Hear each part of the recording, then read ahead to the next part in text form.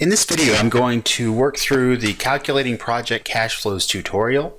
This is out on D2L along with a spreadsheet that I'm going to use. This spreadsheet is actually in the tutorial. I'm going to show you how to work through the spreadsheet in Excel and also demonstrate how to calculate all the different capital budgeting tools that we've learned previously in Excel. So let's get started with the tutorial here. This is the problem. You're interested in the purchase of a machine that costs $65,000. Installation of the machine will cost an additional $15,000. The machine has an economic life of 4 years with the 3 years maker's depreciation.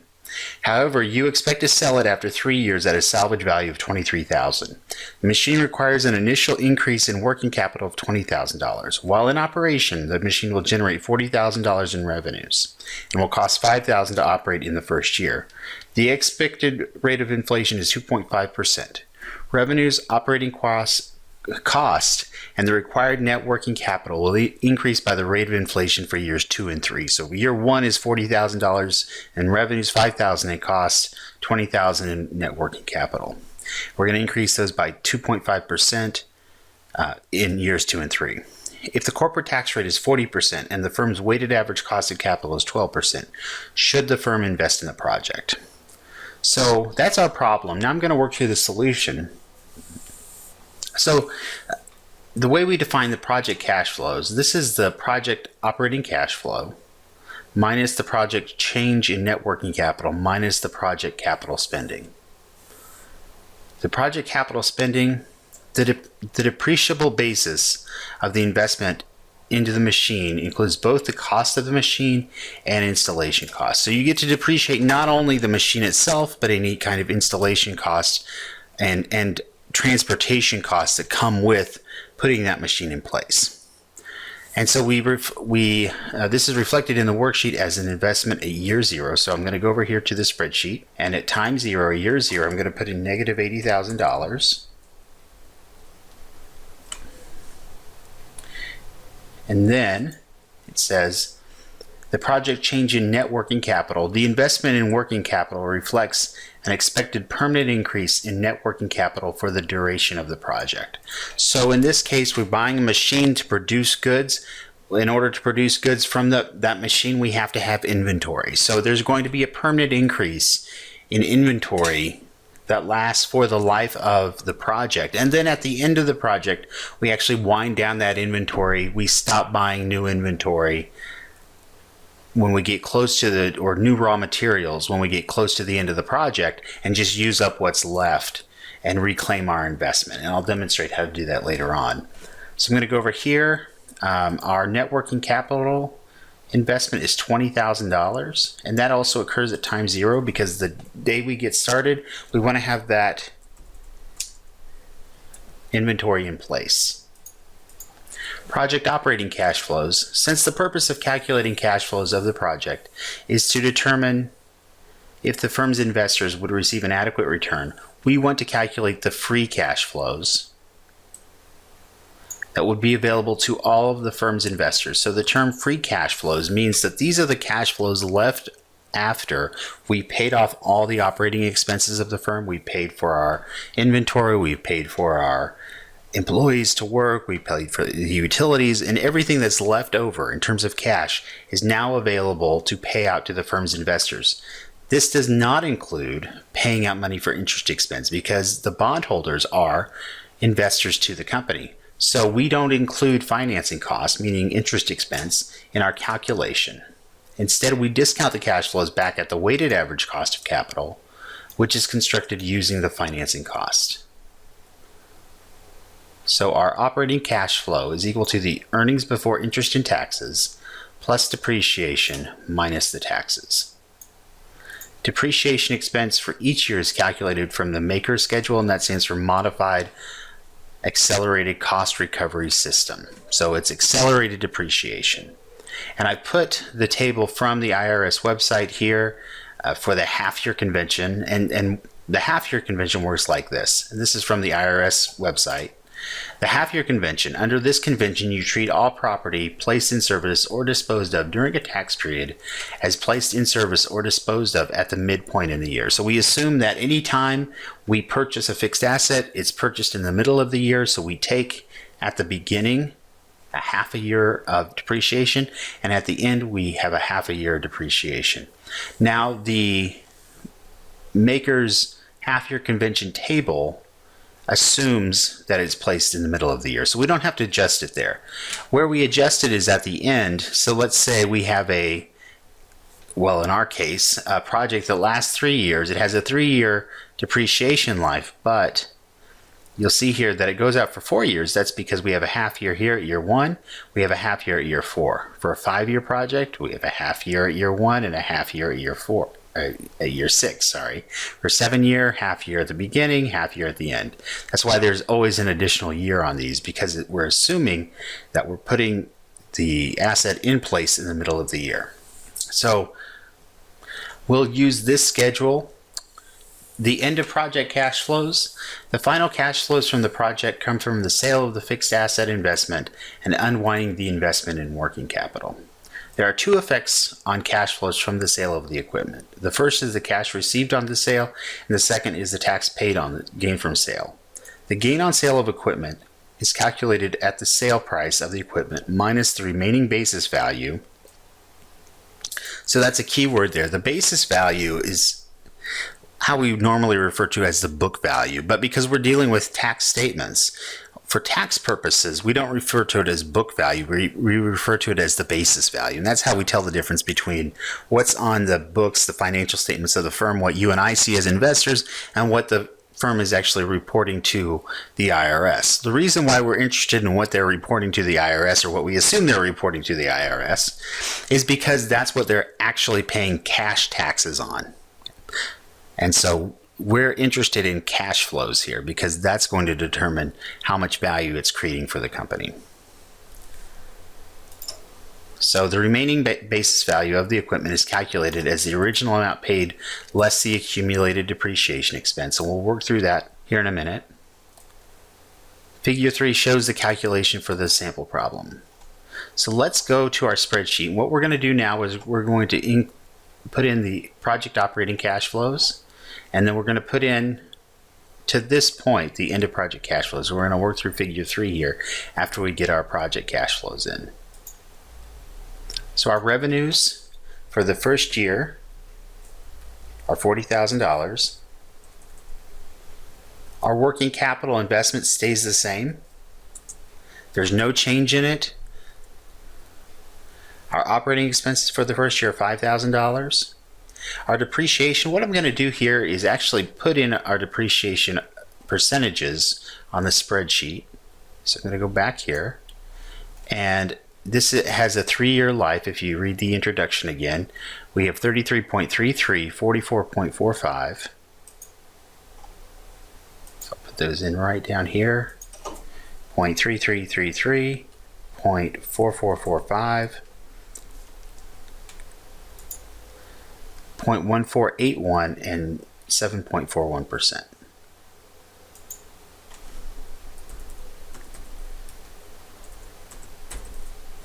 I'll make these look a little nicer. So these are my depreciation rates.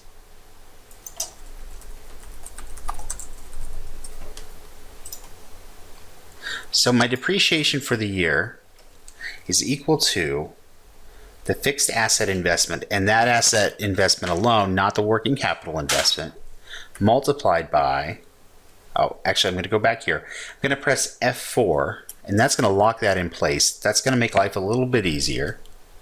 I'm going to multiply it by the depreciation rate for the first year, C30. And then I'm just going to drag this over so I don't have to put that in again. I can drag it over for the first year.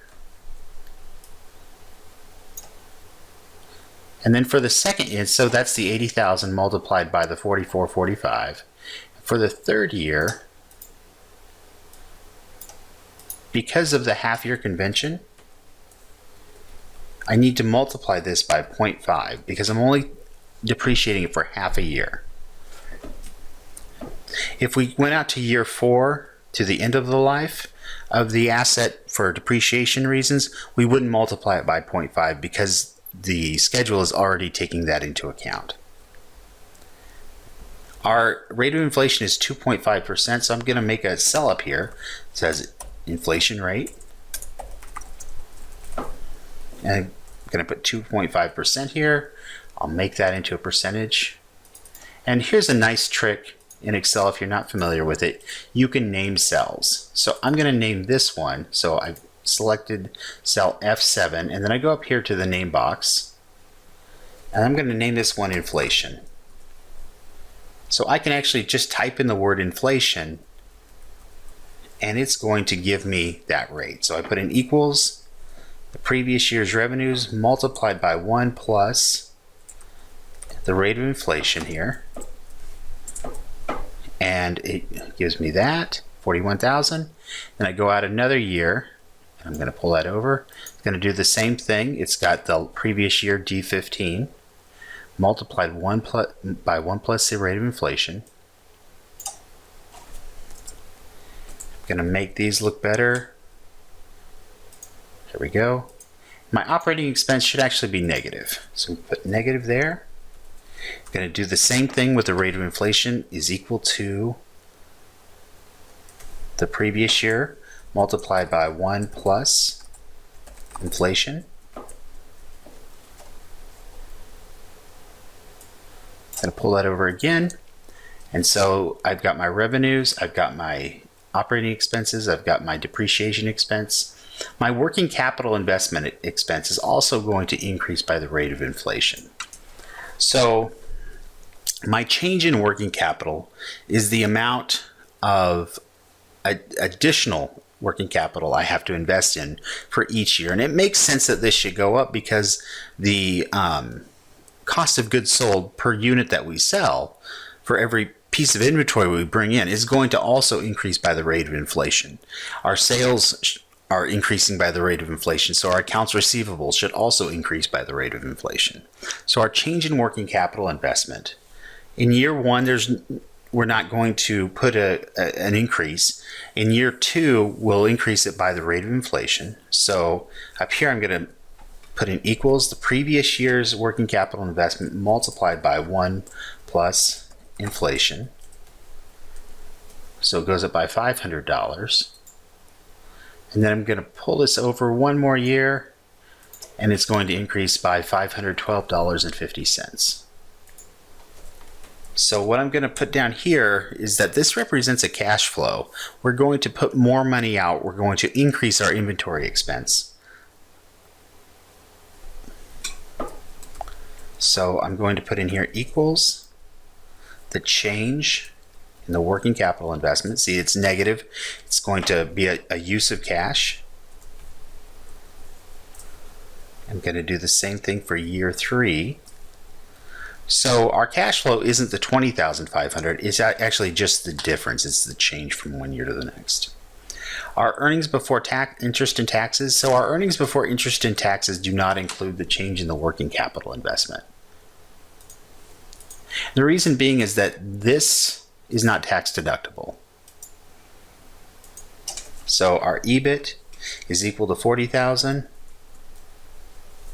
minus the 5,000 minus the 2664. So I get 8,336 for year one. For year two, I get $315, and then for year three, I get $30,847.88. My tax rate, according to the problem, is 40% if the corporate tax rate is 40%, so I'm going to put that in here.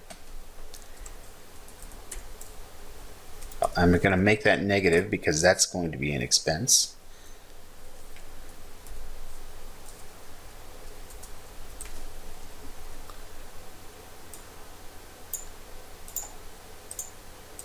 And then we add back depreciation.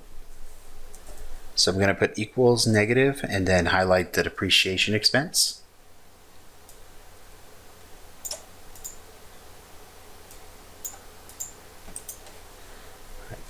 So the reason we did that, the reason why we take out depreciation then add it back in, is because depreciation is a non-cash expense. So we get to take it out, and we like to take it out because it decreases our taxable income. So we take it out so we're not taxed on it, and then we add it back in because it wasn't really a cash expense. However, tax is a cash expense. We actually have to pay that. And so it's beneficial for firms to do this, to have depreciation, take it out and add it back in afterwards, because this is a non-cash expense, but it affects our cash because we reduce our taxable income by that amount. So after we add back depreciation, we calculate our operating cash flows as our change in working capital plus the EBIT. Subtract out the tax, but it's negative on here, so we use a plus sign, plus the depreciation. So change in working capital investment plus EBIT plus tax plus the adding back depreciation. And for year one, we get a cash flow of $31,665. For year two, we get a cash flow of $35,249. And in year three, we get a cash flow of $23,920.23. So the next step is to determine what the cash from the sale of the equipment is. So going back to the tutorial, it says here the end of project cash flows. The final cash flows from the project come from the sale of the fixed asset investment and unwinding the investment in working capital.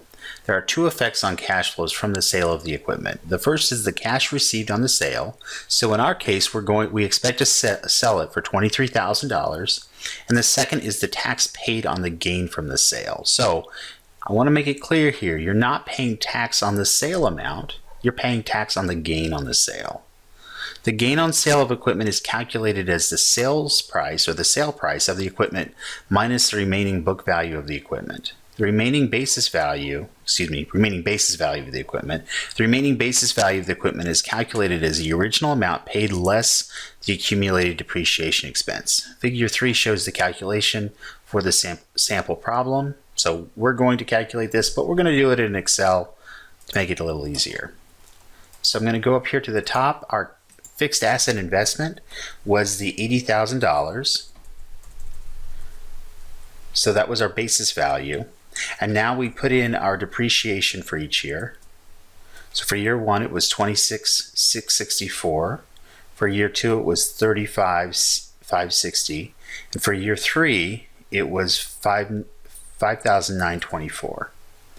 So here our accumulated depreciation, I'm going to put in equals the sum of these three. And if you're thinking of like a balance sheet, this helps me out. I think of the gross fixed asset value of $80,000. The accumulated depreciation value would then be $68,148. And then the net fixed asset value would be the remaining value after we take out the accumulated depreciation. So $11,852.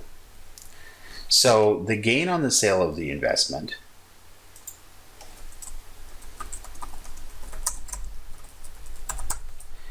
is equal to what we sell it for, $23,000, minus the remaining basis value. So the gain on the sale of investment is $11,148. The tax on the gain is our tax rate of 40%, minus the gain on the sale. So our tax is $4,459.20. And again, I'm not taxing the $23,000 I'm receiving.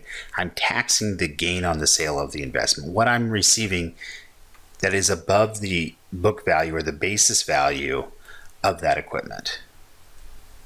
So the cash flow from the sale of the equipment, there's two pieces to it. What we sell it for, and we expect to sell the equipment for $23,000 minus our tax on the gain of $4,459.20. So our cash flow from the sale of the equipment is expected to be $18,540.80. So our cash from the sale of the equipment is equal to $18,540.80. And then at the end of the project, our recovery of the working capital investment. So what happens here, and let me go back to the tutorial. The gain on the sale of the investment, I've already put these in here. and I'm going to show them again to you.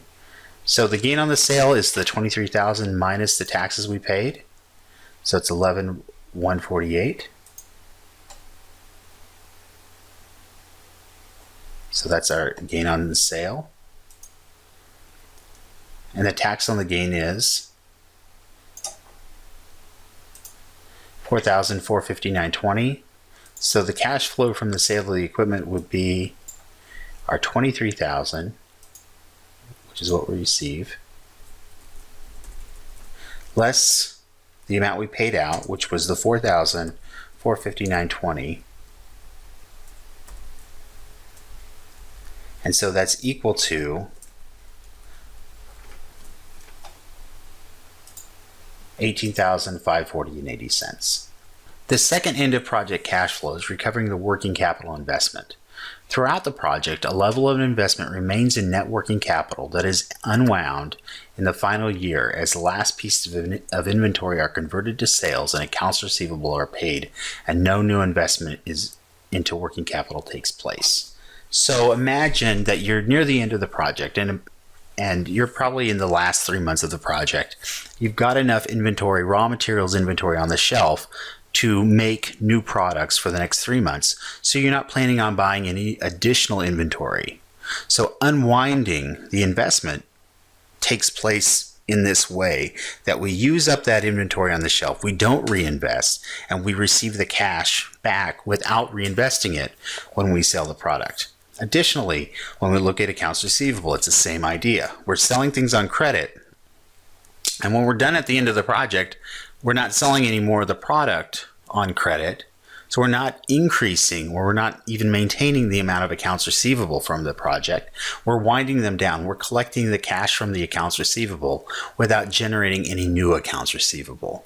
So we're decreasing our inventory, we're decreasing our accounts receivable, and as we do that, we get cash in its place. Okay, so we're unwinding the investment and we're collecting the cash we have invested in the working capital. So the way this works on our project cash flows, if I go down here, recovery of the working capital investment, that's going to be equal to, I'm going to be equals negative the working capital investment just for that last year, because this is just accumulating every year. We're not investing $20,000 in year one and then $20,500 in year two. We're only investing $500 in year two and an additional $512.50 in year three. So we're getting all that cash we have invested in inventory and accounts receivable back at the end of year three. So in the end, our project cash flows look like this. At time zero or year zero, we receive $100,000, or we invest $100,000. At year one, our operating cash flows are $31,665.60. Year two, they're $35,249, and that also includes the investment we have up here in the working capital. And then in year three, we have our operating cash flows of $23,920.23, plus the cash from the sale of the equipment, plus the recovery of the working capital investment. So this is what our cash flows look like. You want to make it look like something you've seen before, we can copy it. We can put it in this order. I have my cash flow, and I have my year. And that's what we were doing in the previous chapter. So now we're going to calculate the NPV, the IRR, the MIRR, the Profitability Index, and the Payback Period. NPV is a little bit different in Excel because we don't want to include the time zero cash flow or the year zero cash flow in the NPV function. So here I'm going to put equals and then the negative 100,000 plus NPV. The discount rate is the weighted average cost of capital. So in this case, it's 12% from the tutorial. And then I'm going to put a comma and highlight the rest of the cash flows. So it looks like this.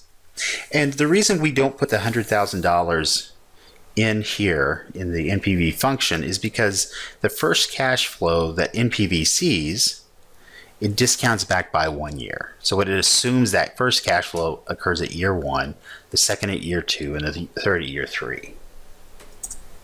And I get an NPV of $1,552.35. My IRR equals IRR. And I highlight all of it. And I get 13% there. Let's take it out, 12.8%. My modified internal rate of return is equal to MIRR. I highlight all my cash flows again, and then it gives me two options here. The finance rate, and this is going to be your weighted average cost of capital, so it's 12%. And the reinvestment rate. This is the rate that you assume you're going to reinvest the cash inflows at. So the rate we assume we're going to reinvest the 31,665.60, the 35,249, and so on. We're also going to use the weighted average cost of capital here. And I get an MIRR of 12.58%. So the profitability index, I'm going to calculate this as the NPV, and then I'm going to add the initial investment of $100,000. And if you look at what I'm doing, I'm actually taking minus that amount because it's a negative number. And then I'm going to divide it by the negative, and then the negative 100,000. And I get a profitability index of 1.02. So the payback period, so we just add back the cash flows. And so that's what I'm going to do here, equals my 31,660, my negative 100,000. And I'll put a plus 31,665. Well, we still have 68,334 to pay back. So I'm going to take that plus my year 2 cash flow. And now we only have 33,085 to pay back. So I'm going to divide that by my year 3 cash flow. And I get 0.5212. So my payback period is 2.52 years. Okay, so the question is, would we accept this? And it looks like we would. The NPV, while not huge, is positive, 1552.35. The IRR is greater than the weighted average cost of capital. The MIRR is as well. The profitability index is 1.02, so it's greater than 1, and we expect it to pay back in 2.52 years. All right, so that's it for this tutorial. Please let me know if you have questions about it.